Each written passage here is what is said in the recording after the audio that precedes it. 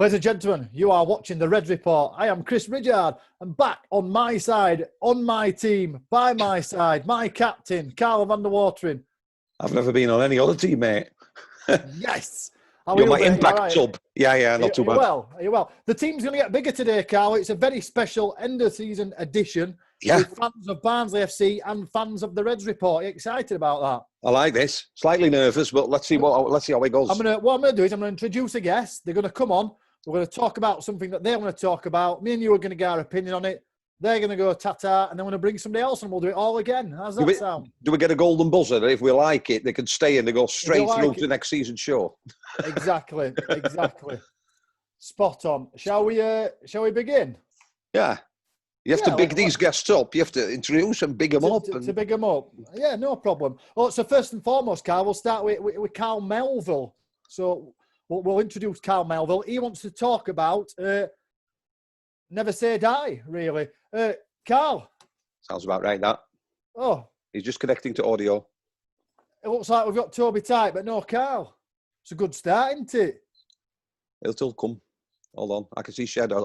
He's here, look. Hey, Carl. How are you, sir? You well? I think you're muted. We did test it earlier, I promise. Yep, no, there we go. There we go. There he is. First and foremost, Carl, I'd like to thank you for watching Reds Report and supporting us. We appreciate it, don't we, Carl? Yeah, it's always good, always good. That one fan, and now we've seen him. I like it. So, Carl, as far as I'm aware, you want to talk about, never say die attitude. You come a long way to watch Barnsley, don't you? Yeah, it's a 240-mile round trip for me and my son for home games. My family does live in Barnsley, so it works on two levels. We get to see the games and get to see family, so it's good in that respect. I've stood behind Carlo a few times in the beer wagon in the fan zone. Yeah, and I've always wanted to say hello, but it always feels a bit weird when you know someone, but they don't necessarily know you. Oh, no, come and say hello. The more friends I've got, the better. Well, gives me a break from him. Yeah, it'd be nice just to be back there, to be honest. Yeah. I miss it. No, come and chat to us. He really loves coming to watch Barnsley, which is difficult for him, looks at all of his friends. They all support big football teams, Liverpool's, Man U's, that kind of thing. He sticks with us, and he's usually the one who tells me to be more positive about us. Of course. He's in the games, so yeah. Of course. Did he believe we'd stay up all the way through then, and did you kind of give up on us? I did around the week where we played Wigan, Stoke and Luton, and when they got 2 points out of it, but you look back now, they were 2 big points really, but I kind of said something on this show about, they sort of failed it from start to finish. Now you look back on it and you think, well, actually, no, you didn't. I mean, yes, I know a little bit of that was influenced by Wigan and their results and what's happened there. But yeah, he never did. He still kind of went in believing that we'd do it. I did myself, going to the 90th minute. At the Brentford game that League One was beckoning. But yeah, the boys kind of pulled it out again, as they have a few times in injury time. What do you put that down? Sorry, Kat, what do you put that down to? Is it the Struber effect? Is it the fact that we've had that bit of a break? Do you think actually the players, maybe underperformed at the beginning of the season? What do we put this shift in form down to in this survival? I mean, the start of the season, if we continue to play the way we did under Daniel Stendel, we probably would have been relegated with a minus 100 goal difference, because he just wasn't willing to change his style of play, which was admirable. But, when you're getting massively, done by Preston away, and you don't even look competitive, it's kind of the writing was on the wall at that sort of point, really, as sad as it was. I love Daniel Stendel. He was a breath of fresh air, exactly what Barnsley needed. I mean, Struber's been very clever, I think, in that style of play's not changed massively. Defensively, we've tightened up, which is crazy, really, when you think when Solbauer came in.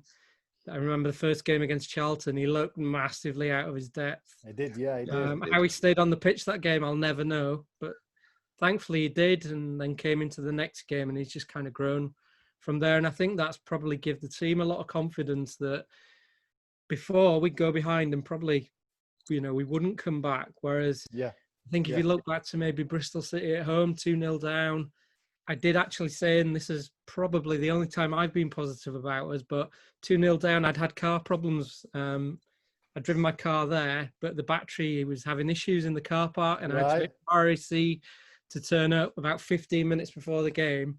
And they were saying, oh, you sort of should be all right to get home, but you need to get it sorted. So 2-0 down, I said to my son, do you think we probably should make a move? And he sort of looked at me and he was like, no, we'll hold on. And, oh, okay, sort of thing. And obviously, come full time, we were both probably, my son was crying out of happiness because obviously we came back, pulled back to 2-2 and again late in the game, and we've done that times, not necessarily winners, but just, important points that if you think you lose those games, then how do you go to the next one and think maybe things can go right? So I think a lot has been said, hasn't it, about the intensity that we play, the formation, but actually mentally we're a lot stronger because we've seen that we can actually go behind and can come back for it. And if we go in front, we can actually, the Barnsley a couple of years ago, we'd go 1-0 up and it's almost like defending and panic because we weren't used to it. And it feels we can see a game out almost, but we'll also play to the final whistle if we need to grind a result out, which against, I suppose, Nottingham and Brentford doesn't, I think the other big thing is if you go back maybe to the Leeds game, yes, we lost, but look at the reaction of most Leeds fans. I mean, my boss that I work with is a Leeds fan. So as much as it was horrible to win that game, the minute the game finished, he sent me a message saying that was the most horrible 90 minutes we've had. Because, we looked all over them. We made them look like the roles had been reversed. Just a bit of the other story of our season, finishing at times. Just couldn't seem to get that. But I think, again, that just showed the style of play that we got, because I had a chat with my boss before the game and he was sort of saying, oh, I hope you don't just come in and dig in and try and do that. I was like, no, we don't play that way at all. No. And I don't think he quite believed me, but after the game he definitely did. So Carl, thank you very much for joining us. We really appreciate it. You can go home, mate. You're going to be home in seconds. You're going to be home. All right. And next please time, come and see us in the fan zone. In the fan zone. Come and, well, now we know your face. Have a beer with us. Definitely. Thanks very much. See you later, Carl. Thank you very much. And see you later, pal. buddy. We appreciate it. Ta-ra, mate. Bye-bye. See you, mate. A familiar face next, Carlo, for yourself. Oh. Quite a familiar face. He's got a wonderful haircut. He's got a skin-coloured shower cap. It's our friend, Tony Broadhurst. All right, Tony. Afternoon, guys. How are we doing? All right, buddy. Yeah, we're good. We're good. Yeah. You've come on to talk about making a believer out of yourself, and we're not talking about religion, are we, Tony? Oh, definitely not. No. Definitely not. No, sir. Coming back into it, 7 points adrift. Not in a million years. Come on. We've been to most games this season, and you couldn't see that side getting out of that. No. And it's all down to manager for me. Great. Yeah. He's instilled something into him of a break, and brilliant, absolutely brilliant. I have to say, I agree with Tony. When people say we need players with experience, not many of these had experience in this division. We've played some of the best teams post and before COVID and afterwards. I mean, West Brom took a point, 2 points off us. Importantly, we played without fear, haven't we? And that comes hand in hand with a lack of experience to a certain degree. Would you argue, Tony? Would you say that's about right? Yeah, it's about right. That I go with that. Yeah, every day of the week. Anyway, Tony, we miss you in fan zone, buddy. We do miss you. We miss you buying beers because I know Carlo won't go bar. That's for sure. Yeah. I'll get me cold. Tony will be catching up before the fan zone's back because it looks like it might be October, November time. But I'm pretty sure we'll grab a beer sometime. We'll go for a beer in the tap, the Arcade Ale House. That'll be good. Oh, yes. It's back open again, isn't it? He just invited us, didn't he? You know what I mean? This is what I'm Oh, have a nice time then, gents. See you later, Tony. Cheers, Tom. All right, all my love to the family, pal. See you later. Hang up for us, Tony. We'll get next one on you a star. See you later, bud. I'll see you later. Ta-ra, mate. See you later, Tom. Ta-ra, mate. Next guest, Carlo. We're flying through him. Oh, yeah. We've got Dave Swallow coming on to join us. He's going to talk about finances and competing. Competing. Finances and competing. Dave Swallow. Nice to join us. You all right? No problem. Yeah, fine. Are you well? Yeah, not too bad. How are you? Yeah, we're always good if we live in beautiful Barnsley. Well, I don't, you see, anymore. So you're coming on to talk about finance and how we're going to compete. Now, I'm under the understanding you've got a bit of background knowledge in terms of not championship level, but a bit lower down in the leagues. Is that correct? Semi-pro level. I was a director and general manager and secretary of a semi-pro club. Got to Conference South level at one point, FA Cup first round, and I dealt with multiple tasks. Football admin, signing players, ground maintenance, pitch maintenance, accounts, hospitality. Wow. Program editor. So I got a real good broad knowledge of running a football club. Exactly. So you've come on here to talk about finances and whether we can compete. Before we get our opinion, do you think we can compete? I think it's becoming increasingly difficult. I think going back to 80, 81 when we first got to this level, there were no things like parachute payments. There weren't the kind of money that were thrown in that clubs couldn't afford. There weren't the kind of investment. So the differential between Barnsley and, say, I don't know, West Brom who were in there or whatever, wasn't as great. So we could be competitive at that level. What's becoming increasingly obvious over time and in this modern day is parachute payments are obviously distorting everything in football. You get 3 clubs come down from the Premiership into the Championship. They give them, I think, 45 million? That goes down over the years. But in 3 seasons, if these teams don't go back up, you've got 9 clubs with a massive advantage straight away at that level. And the bigger clubs have obviously got bigger gates than Barnsley, hence bigger gate receipts, match day, hospitality is bigger, commercial revenue is bigger. And then on top of that, obviously, we've got this problem with clubs massively overspending. Of course. So that's the issue we're up against. We're trying to live within our own means, which I think is the right way to do. Trying to get all the other clubs to do that is the problem. Yes. Yeah. Carlo, we can compete, can't we? We can only look after ourselves, can't we, at the minute? I think it's a problem, isn't it? Because you still see lots. I mean, the club, Dane Murphy, the CEO, put a statement out on video, which is free to watch. And they said, we're going to spend within our means, blah, blah, blah. There is a plan. And people say, we've got super rich owners. They ought to put millions in and everything else. Yeah. I know there is a certain amount they can put in. They never bought Barnsley to be some sort of project where see if we can buy success or whatever. I mean, when COVID first started, we were I think the top club in the Championship that on their own money would last the longest amount of time. I think West Brom, without any money coming in on a match day, would only have sort of like a week's worth of money. I think we had 43 days or something like that. Yeah. All our professional players and staff have been paid. So I think if we might not be able to compete for, playoff places, I firmly believe with the group of players we've got now, if you keep hold of Struber and you make some wise investment with a bit of experience sprinkled around the pitch, I think next season we should be able to compete rather than play to survive. And that to me is the next step for Barnsley FC, isn't it? We've always been... We celebrate promotion, we're set for relegation, and we go up again. It'd be great to have a couple of seasons where we can just compete. For us, there is nothing negative about finishing mid-table, is there really? Of course. Dave, I think my opinion of it is, and you probably might agree, but this is the reason why we support Barnsley. We're punching way above his weight. You mentioned gate receipts and catchment area. We're punching above his weight, but we're thinking outside the box, aren't we? We're doing something a little bit different.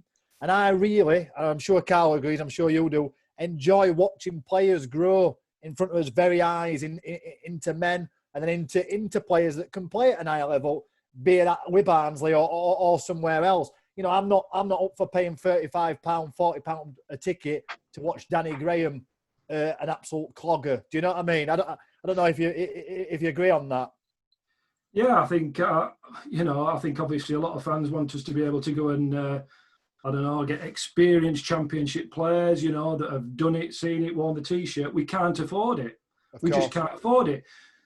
Whether fans agree with it or not, we have to think outside the box. Yeah. And I think the plan that they come up with is bringing in young players and from abroad, which are obviously a little bit cheaper, is the way to go. It's not always easy to watch. No. But it's the only way. We've got to think of different ways that we can become competitive. And I think Now we've hopefully survived, pending the appeal. Yeah. I think that helps us immensely because, if we do sell, and we have to sell, if we do sell, we have players now who have spent a season and proved themselves in the Championship. Therefore, the figures that we can receive are higher. It brings more money into the club.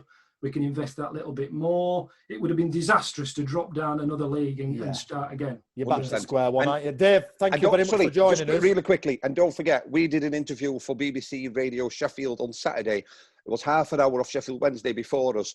All the fans, the fan groups were saying there is no plan at Sheffield United. We're by these sluggers. It is not a team. Monk's doing the best with what he's got, and maybe we should be grateful that we've got that plan. We're sticking to it.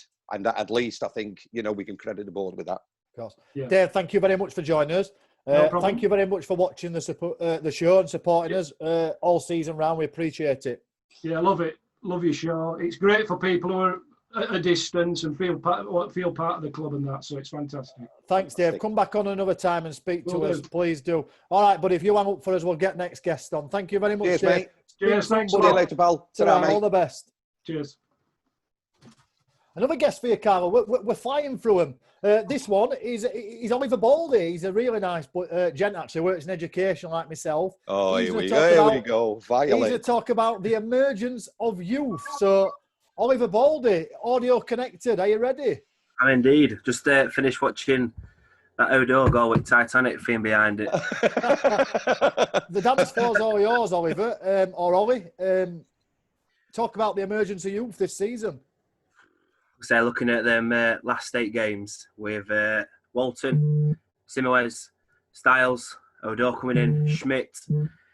Struber's got some big cojones, hasn't he, to stick them in that lineup. Yeah. And it's paid. It's paid dividends. Oh God, yeah.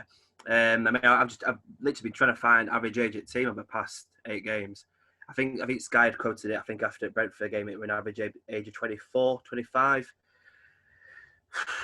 It's that Solbauer, isn't it? He spoils it with 30-year-olds, you know what I mean? How dare he come to our club and spoil our average age, the bugger. What a revelation he's been, though. My word. Oh, yeah. Oh, when you talk about the talent, though, you mentioned some there. Let's look at these last sort of 9 games after the COVID, the enforced break. Who's impressed you the most? Because I think a lot of people are talking about Styles, but then I suppose you've got a lad in nets that's been waiting his turn, that saved us on numerous occasions in these last few weeks. Yeah, I mean, we could talk about Styles. I think he's next one off a conveyor belt, isn't he? At Walton, in terms of clean sheets, I think we're looking early, I think it's 5 clean sheets out of 8. Yeah. Over the course of a season, I think he's the man for next season, don't get me wrong. Styles, though, I mean, my word, such... I mean, I was saying to Chris earlier, literally the pressure environment in them last 3 or 4 games, to take the ball on, to make things happen. It looks decent next to side of Mauer. I genuinely think he's real deal. We spoke about Oran when he were a rough diamond. This lad is going to be exactly the same as Oran. 100%. I say it's like a mini Mowat already. I mean, we got him from Bury. We interviewed him, Chris, didn't we, early in the season when he was on the bench. It's weird because when we spoke to him early in the season, he was such a shy boy, you know. He had such a shy personality, and he feels so diminutive. You know, even I felt big at side of him. But you know, you look at that Leeds, 3'2". You look at that Leeds game. There's nothing shy about him. He took the game by scruff at neck effectively, and he looks massive on pitch. Not because of his size, but just how much distance he covers and how quick he covers it. And he always seems to be, you know, a good positional sense. And you know, Struber's a very clever man. He can clearly trust him, Ollie. I was going to say, I mean, we've said, I mean, in our family, literally, I think if Mowat goes, you've got your ready-made replacement in Styles completely. You don't need to go out and go to Germany, go to Austria, and get somebody else. You've got a 20-year-old there who's ready to take Championship by storm. We spoke previously about Walton. Struber, Stendhal, Murray, they've all gone for Collins, they've gone for Radlinger, but yet you've got Walton who sat on bench, who can perform at that kind of consistency week in, week out. It's just been brilliant to watch. I mean, I spoke to Chris about it earlier. Luton game, I think it was 92nd minute, 1-on-1. Save that he made at Brentford, absolutely class. Massive. And I mean, you look at Collins and Radlinger, albeit different keepers. Could they have performed at that kind of level in that kind of environment? I don't think they could have done. No, I 100%. And we said it before with your previous caller. Maybe that youth element, maybe they haven't got as much fear. You know, they're free to play, to express themselves. If we were to sort of strengthen somewhere, what area of the pitch would you be looking at to try? And obviously, barring anybody going, or where would you say, if we need, reinforcements, this is what we need to be looking at? I mean, Dave Murphy's come out and he said he only wants, he wants 2 or 3 to come in. I think that's going to be key for next season. I'd like to see another centre back, obviously, depending what happens with Bambo. Yeah. Another striker. As I was saying to Chris earlier when we spoke about Kiefer Moore. If Kiefer Moore would have been in this team, so I swear to God, we would have been nowhere near that mess. There's that focal point. You had Styles running off him, Thomas, Chaplin, Brown. I think we could do with another midfielder. Potentially a CDM, but why go after different players if you've got youth coming through likes of Palmer, Wolf, of course. I mean, Aidan Marsh. I've seen he's in hospital. I think I don't know if he's in an operation. I think he's had some sort of surgery, so we wish him well. But there is it's almost like the academy maybe took a little while, but there is a regular turnout of talent now that are ready to go in this team, aren't they? It's been years, hasn't it, since we've produced likes of academy players coming through on a consistent basis. I mean, last month, I'm trying to think from academy, I think it might have been Stones or it might have been somebody. Yeah, Stones and then Mason Holgate were quick out at gate straight after, but then after that, it was just a bit of a stop. Ollie, you're going to have to come back on another time and join us. We really enjoyed it.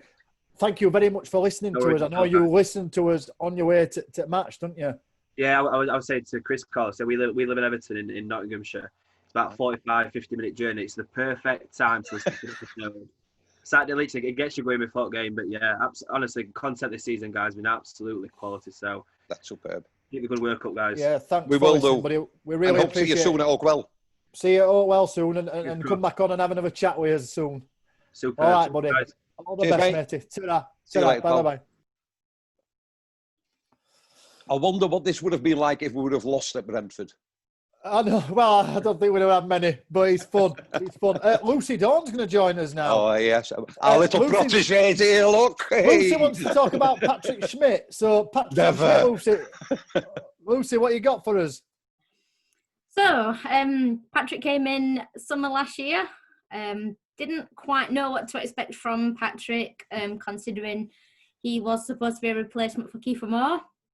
When you look at the two of them side by side, Kiefer Moore's quite a big lad, isn't he? And Patrick's not a big lad in comparison. But we do know that Patrick Schmidt loves a last-minute goal. Yeah.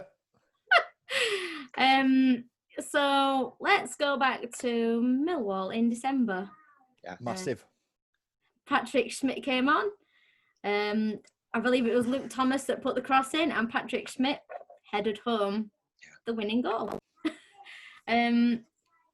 First goal? No, it weren't. It was his second goal, weren't it? His first goal was against Stoke. Yeah. Which was another clean finish. He'd just come on as well. I think it's very hard to come off bench and switch on just like that. Oh yeah, I agree with you, Chris. He's definitely really switched on when he comes on field. Knows where he's going. Knows what he wants to do. Gets in that area to win balls. You know what really got me more than anything? It's hard to form an opinion on him, because if you form an opinion on what we've seen, without swearing, he's hot, isn't he? Because whenever he comes on, in those pressure situations, he gets 10 minutes to turn a season around and he does it. Yeah. And then at Brentford, the only thing I can remember, because I'll be honest, I was quite emotional at the time, Patrick Schmidt shouting about warriors for somebody who got the odd appearance here and there. I mean, has he played a full 90 minutes? I mean, my memory... But as Lucy was saying, rightfully, you pick pivotal moments this season. He's in amongst it. You know, he's there at Millwall. He's there at Millwall. He's there at Forest. It was his shot. It was his shot come cross at Brentford. You know, and he's there. Lucy can't ask for much more from Pratic this season, considering time he's given. He's made best of it. It definitely has, you know, like you said, there've been pivotal moments. We needed a win against Millwall. You know, we've not had a win for a while, and there he goes and sticks ball it back at net when he comes on field. It's pretty good. And then again, obviously against Forest, he stuck that goal in when we really needed it. You know, we were unlucky to lose against Leeds, really unlucky. Yeah.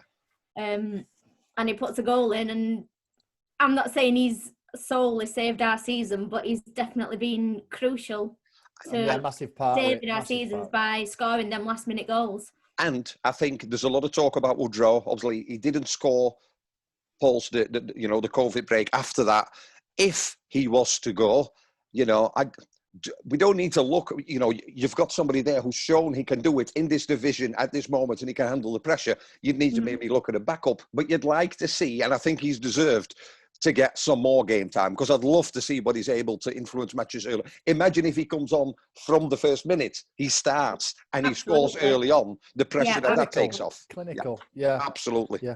Absolutely. Brilliant. Lucy, thank you very much for joining us. We ain't got much time, so you'll have to come back again at another point, otherwise we'll talk all day. You'll have to have me back on another time, absolutely. Yeah, she's used to this media now, you see. I almost feel like her agent, you know what I mean? I'm privy to a bit of media. I know that. Yeah, come back on, Lucy. See you later. Thank you very much for coming on. See you later. Ta-ra, Lucy. Bye-bye. Bye. Carol, last guest. We have Mr. Jake Hutchinson of the Cross Keys, Waff-upon-Dearn. He is a centre-back. He is a... massive Barnsley fan, massive fan of our show. Jake, you well? Yeah, I'm not bad, thank you. How are you too? Yeah, I'm all right. Carl, are you all right? Hanging in there? Well, depends what's coming now, doesn't it? You know what I mean? Because you're going to say that you're the Patrick Smith of the Cross Keys. Yeah, so Jake just wants to talk about how I am the best footballer in Waff, Jake. That's correct, isn't it? Yeah, don't know how long you've got though. No. Jake wants to talk about the best transfer window in Barnsley FC's history. He wants to talk about the players that we signed over the summer that have made an impact, don't you, Jay? Who's at the top of that list, mate? Top of the list from the summer. It's a tough one because obviously you could put Schmidt there for key goals and assists he's got. There's a few, like you could put Chaplin up there because obviously double digits in goals, quite a few assists for us as well. Obviously then if you compare it to January, obviously massive one in January. It's probably kept us up, that one in January. Solbauer, obviously. Of course. There's been quite a bit of criticism, hasn't there, of both Chaplin and Brown. But I suppose if you look at their role during a 90-minute match, they run that defence ragged. They force them into mistakes for other people almost to pounce on, because I don't think anybody covers as much ground as what Jacob Brown does. But then people are criticising him, or Chaplin, criticising him that they're not scoring enough goals. Yeah, there's been a lot of criticism. Like you said, Jacob Brown covers every blade of grass throughout 90 minutes. He's obviously not got many goals this season, but I think he's in double digits for assists. And a lot of them have been to Chaplin, obviously. And they've got big goals between them. Like Chaplin didn't score for a while, and then obviously you've got to think he got an hat-trick against QPR. One at first wins under Struber, and that were a massive win, that one.